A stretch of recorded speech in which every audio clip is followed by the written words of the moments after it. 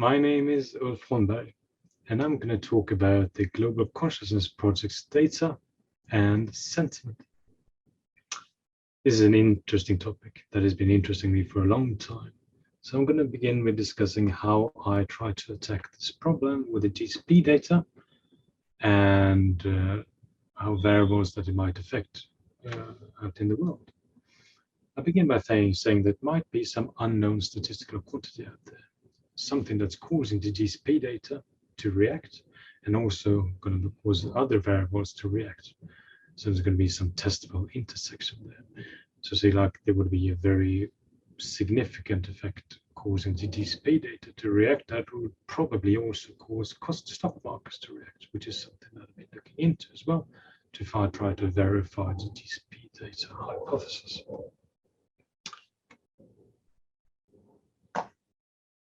And this relates to what people call spurious correlation. Because spurious correlation is when there is some unknown statistical quantity affecting these type of things. And I think the most famous example is a study made by Dutch researchers in which they found that the storks nesting correlated with babies being born.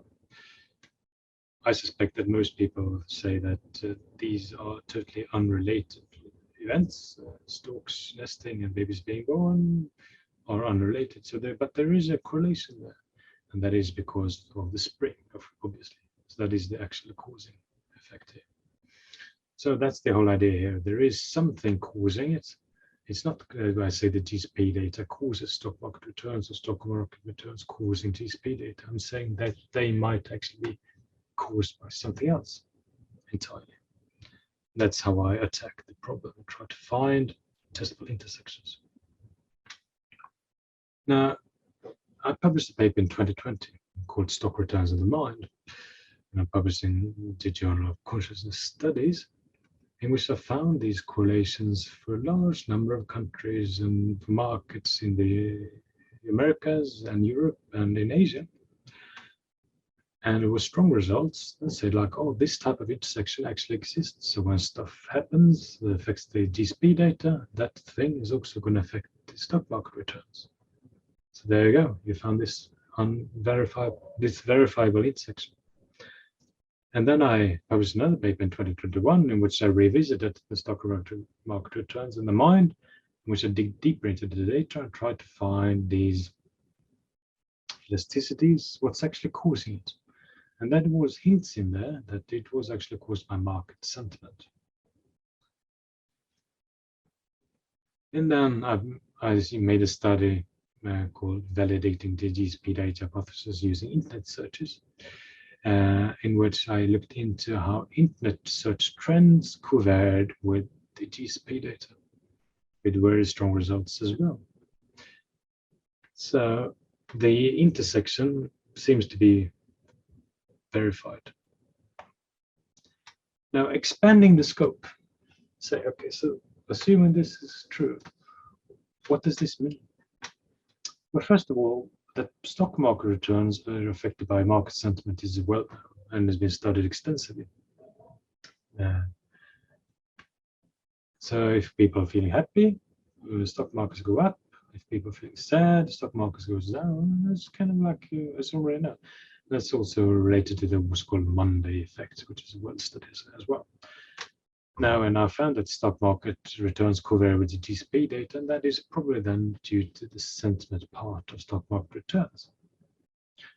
Now, also found that it has been found that attention and sentiment affects global internet searches. A recent paper by Fetzer and his colleagues, published in 2020, found that very significant results related to attention and sentiment on the global pandemic and searches made globally. And I made a study in which searches made on the internet covary with the GCP data. So also here, the common theme is sentiment, but also attention, because people obviously have attention to what they search for. And relating this to other previous studies made, the Global Consciousness Project has been studied and found that the data reacts to coherent attention. So these are the components that the GCP data effect is built up on. But I'm going to focus on sentiment. And I'm going to study how GCP data covaries with sentiment, because that is super interesting, according to me, because then you can try to figure out other things that's caused by sentiment and how that relates to GCP data, and how that could be put in practical use. Okay, but let's start with defining sentiment. According to the Cambridge Dictionary, it's defined as a general feeling, attitude, or opinion about something. Whatever it might be, something you have a general feeling about. It is also defined as gentle emotions, such as love, empathy, or caring. That could be sentiment too. And finally, it's defined as people's opinions or feelings about a situation. And this one is especially related to the likely future direction of financial markets or the economy and so forth.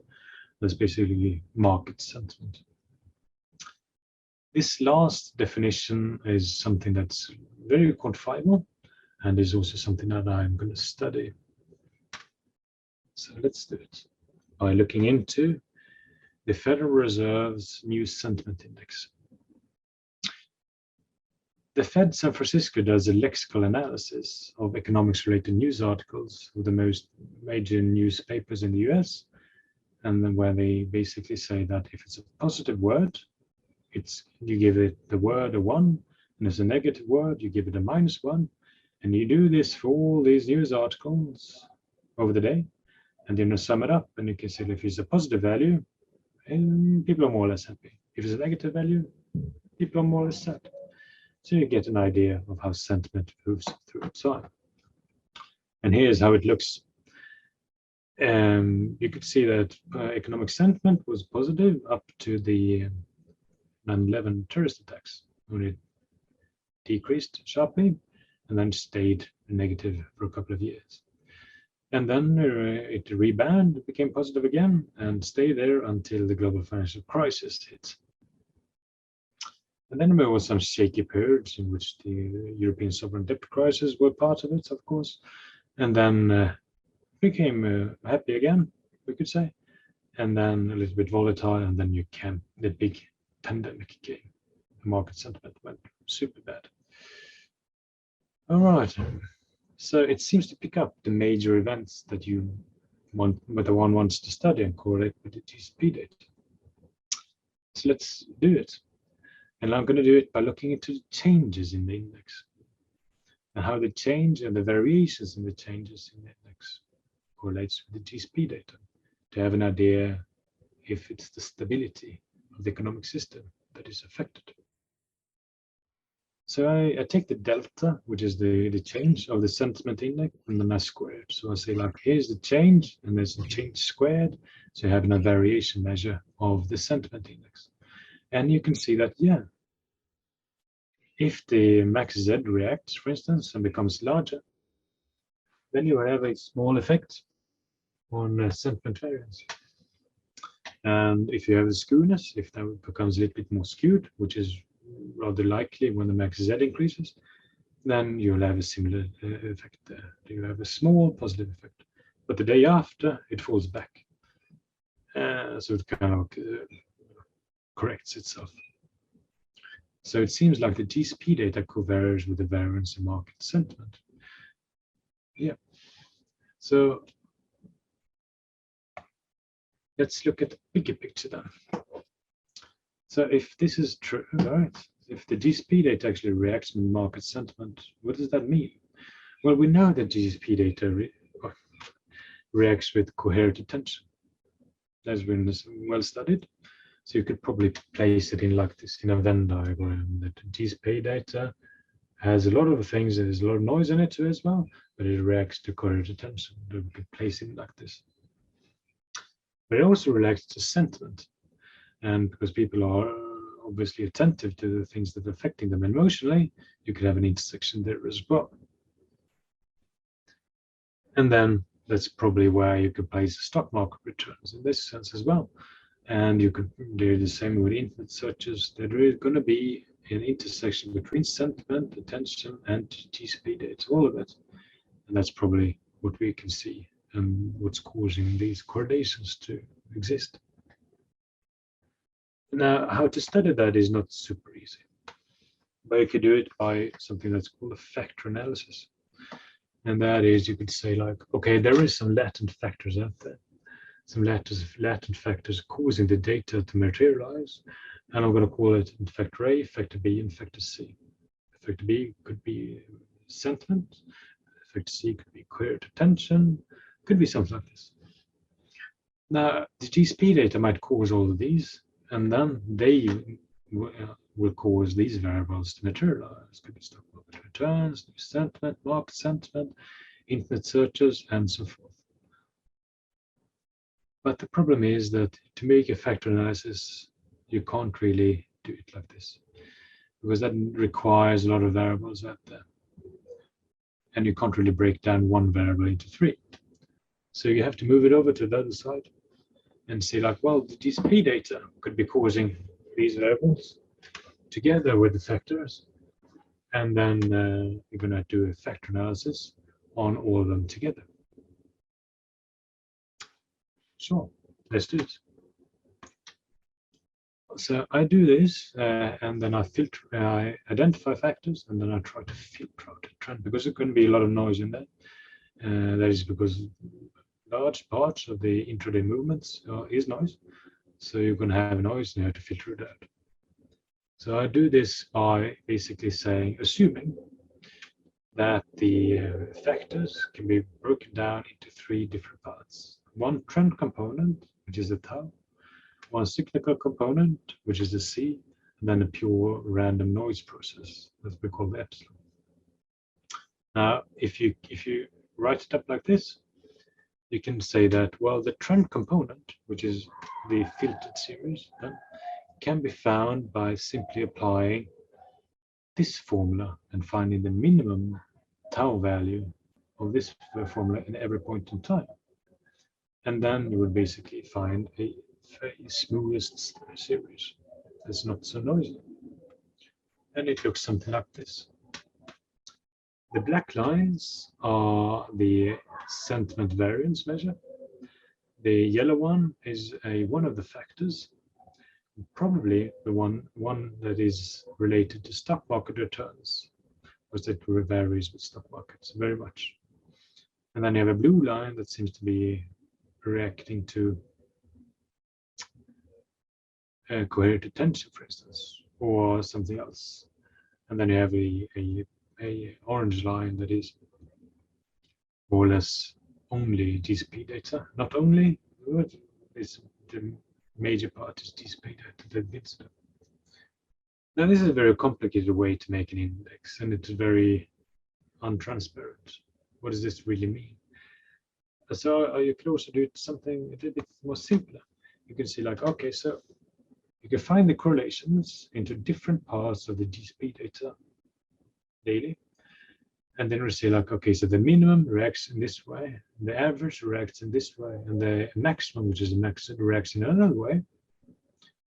And then you can argue for that, okay, so the minimum then would be some unease stress. That is, if there are, for some reason, always is rather large numbers during the day, that one will be a stressed day. That's the blue line. And then you can say like, okay, if there isn't the average goes up, which requires a lot of large values during the day, then attention, people are being directing their attention to something that could be related to internet searches, for instance. And also importantly, the average Z variable, which was also studied in the search paper I referred to previously. And it was found to be very much correlated with internet searches. So I'm going to call this attention. And then engagement. That's the max Z variable out there. And that one seems to be how engaged are we feeling about specific events. And that would be the gray one there. And this is one way to depict it. Now this is a work in progress. And I'm trying to figure out more sophisticated ways in trying to find all claimed effects. but this is what I've found so far. And you can map in significant world events like the pandemic's onset in 2020. You can see a very sharp increase there. And this is pure GCP data. Remember, it's nothing else than GCP data. Then you have the something happening in between 2020 and 2021 there. And then there is something in financial crisis as well. So yeah, it seems to pick up major events of importance. But this has some implications. Some implications that needs to be mentioned. Because the GCP data, if it co-varies with the variance in economic sentiment, we know that low variance in economic sentiment suggests that there is stability in the economic system. So there is no political instability, for instance. There is no economic instability. It's more or less steady, plain sailing, you could say. And you know that periods of stability relates to economic growth. That is also well studied and has been put forth as important by major international bodies like the IMF as something that strive towards to stabilize the economic system. So then the question becomes, could the GCP data be used to understand economic stability and growth? Maybe. Let's find out. Here I depict GDP growth year on year per quarter. So that is like Q1 on Q1 previous year and so forth. So it becomes very volatile in the sense it's not like the average of the year. So that you can see like it reacts strongly during the financial crisis and it reacts strongly during the pandemic and the rebound. And in particular, you would say that the blue line, which is the US, it's a large open economy, so it fluctuates a little less than Sweden, which is a small open economy. So when the economy goes well, Sweden goes a lot more than the US, and if it goes bad, it falls a lot more. So it's more volatile in that sense. So does this one relate to the GCP data? Let's put in the max Z variable here. And it looks more or less noisy. So at first sight, you would say, nah, not really. But let's do some econometrics and see what we can find out. Now, writing down the most simple equation you can think about when it comes to GDP in this sense, you would say like, well, GDP growth is related to the previous years or previous quarters GDP growth. But also, let's add max Z in here, a change in max Z. It would look something like this. And if I would do these estimates, you would find like, yeah, it does. It suggests that if the max Z variable has a big positive shift upwards, you'd have a big shift downwards in economic growth. First of all, you would also say that this simple model explains about 41% of all the model variance in the US, and about 65% in Sweden. And if we would take away the max Z variable, you would decrease that amount by 3.4% in the US and 2.4% in Sweden. So the GCP data contributes to the understanding of this economic system by 3.4 to 2.4%. So that is very significant in a sense. Now, one has to be honest, these results are very much driven by the first quarter 2020. And that is when the global economy fell into reverse, but it's also when the GCP data made a big reaction. If you look into previous periods, it seems like the GCP data tends to react a little bit ahead. That's what happened in 2009 when the economy was rebounding. But it also something it reacts ahead, like in the financial crisis in 2007, 2008. It reacted ahead of economic growth declining. So why is it instantaneous now? Well, let's have a look. I would say that if I take away this dotted area here, and I redo the estimates, and I use those estimates into forecasting the period from 2020 up to today, I would find that the GCP data increases the forecast accuracy by 6% in the US and 9% in Sweden. And that is quite a lot. And that suggests that this data point that was driving the results actually carried with it a lot of information that could be used and to increase forecast accuracy. So that is interesting.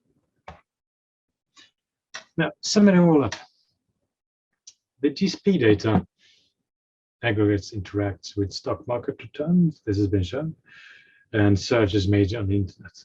Now, stock market returns reacts also covaries with sentiment, and search is made on the internet, covaries with attention and sentiment. Now, then they have the variance market sentiment also directly interacts with the GCP data aggregates. Now we have small variations in market sentiment that actually seems to signal stability. Now, we know that economic stability affects economic growth. So I suspect that you can use this data to improve economic forecasts going forward. And that's something I aim to study during the coming year. Thank you for listening.